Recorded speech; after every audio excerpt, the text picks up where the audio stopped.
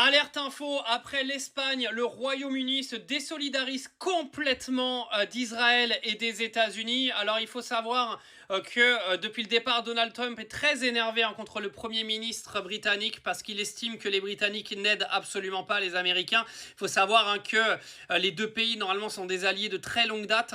Keir Starmer aujourd'hui a annoncé que Donald Trump a plongé le Moyen-Orient dans le chaos. Nous nous tiendrons du côté de l'éthique, peu importe les pressions.